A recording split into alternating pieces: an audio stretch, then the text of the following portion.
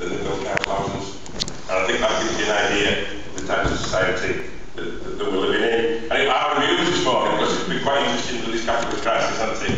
That people who go out to the bookies, called stock exchange, and lose billions, they come back and go and be risk takers, earn huge amounts of money because they're risk takers. They come back and say, well, we took a risk and we lost some money, can you give us some please? And I wondered how that would work outside of Betfred and Paddy Power.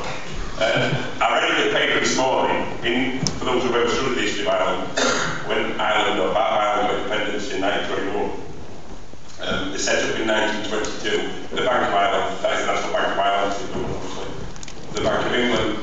And this morning, on the stock exchange, Paddy Power became a bigger company than the Bank of Ireland because of the economic crisis in Ireland. You can't believe that a national country that has been forced through 3 referendums to go on to the euro, twice turned the euro down and forced again, and everybody knew where it would go. And that's the nature of what we're talking about, really.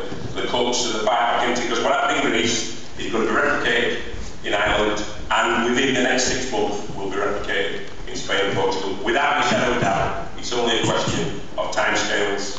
And in that same period, last year, the top 1,000 wealthiest people in Britain increased their personal wealth from 366 billion to 443 billion pounds. That's between them 77 billion pounds increase in their personal wealth. 1,000 people, which would pay off 60 to 70% of the crisis that this government says the 60 million of us are in. There's a fairly easy, logical, arithmetical progression there in how we might need to solve the financial crisis that's going on. But instead of that, the government can put out statistics that say last year the average pay rise for public sector workers was higher than it is for private sector workers.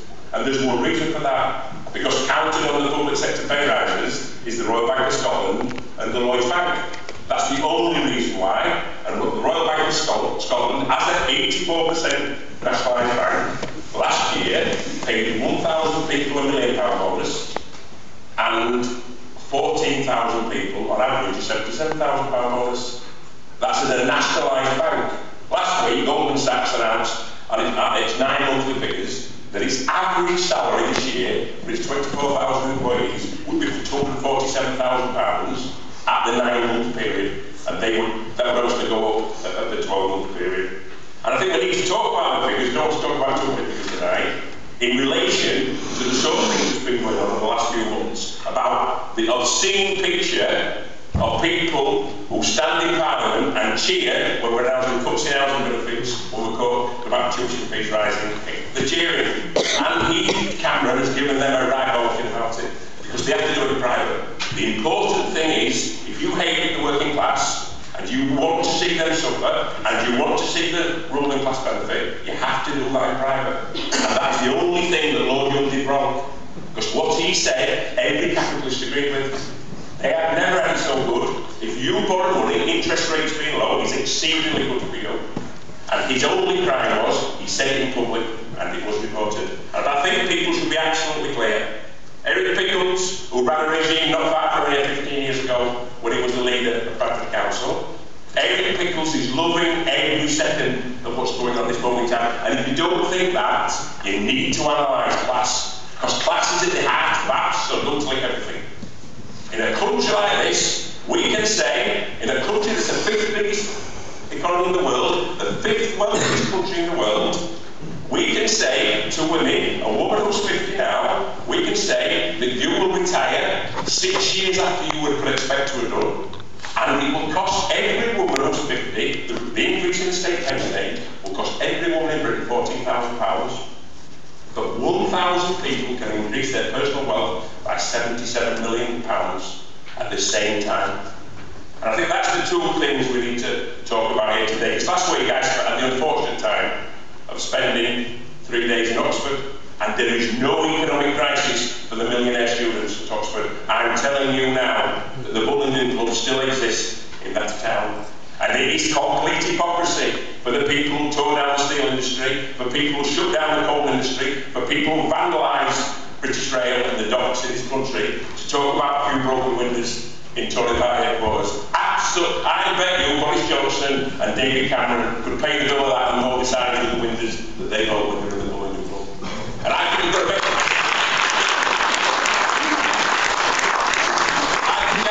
points. I'm the brand secretary of Kirklees Unison. It's a union of 11,200 members in Kirklees. And we've been told 1,000 of our members have to be made redundant in the next 3 years. That wages have to be cut, that terms and conditions have to be cut, and pensions have to be cut. The local government pension scheme that has 1 million people currently paying into it, and 1 million people who retired who are in it, currently has £120 billion in it. And if nobody paid a single penny into that pension scheme for the next 20 years, it could pay every penny of every pension that it has to pay out in the next 20 years. So why is there a pensions crisis? Because they've got their hands on the pits, they've got their hands on the steel industry, they've got their hands on the assets, and now they want to get their hands on the finance of the pension schemes. That's what it's all about. And everything returns to money. The economy drives this country. The Cameron and Clay are the economic representatives of the stock exchange in Parliament. His father, Cameron, was a millionaire banker.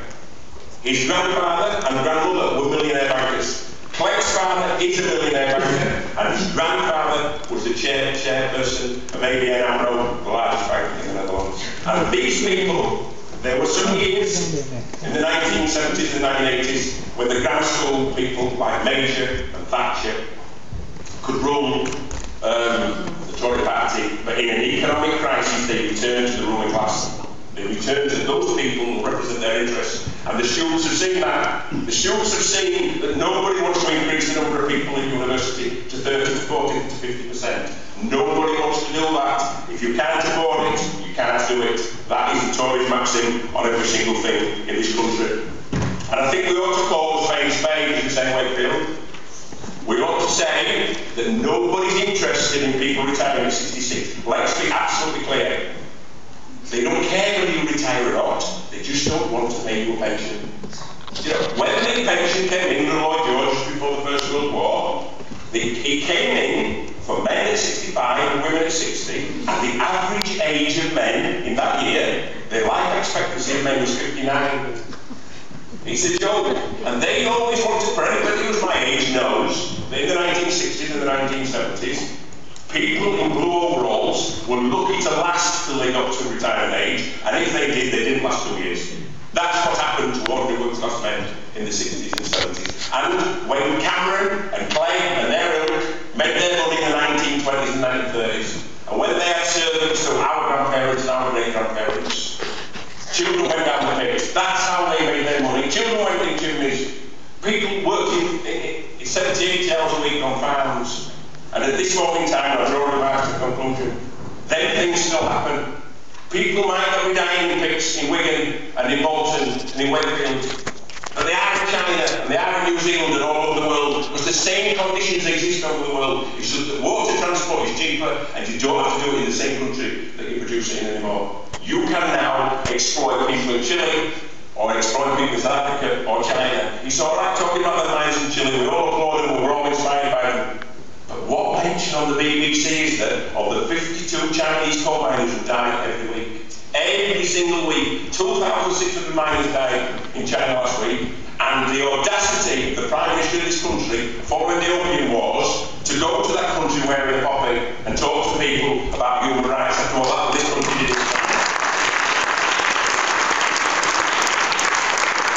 And in politics, there's one big issue, it's the issue that I'll finish on. Working class people want to hear the truth, and what they're not getting is the truth from any of their representatives. We've just had 0.2% of the population have provided 13 of the last 15 Prime Ministers. 13 of the last 15 Prime Ministers went to Oxford University. Cameron went there, Clegg went there. All 5 leaders in the Labour leadership election of the Labour Party went to Oxford and Cambridge. And there is an elite who runs this country, and he doesn't tell us the truth. He gets murdered to tell us the lies that they want to tell us.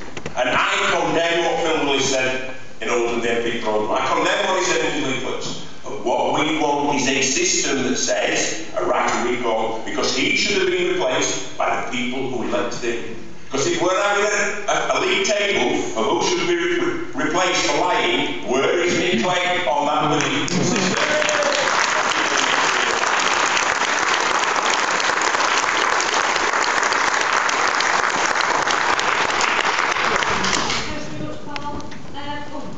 Thanks very much, Paul. Our next speaker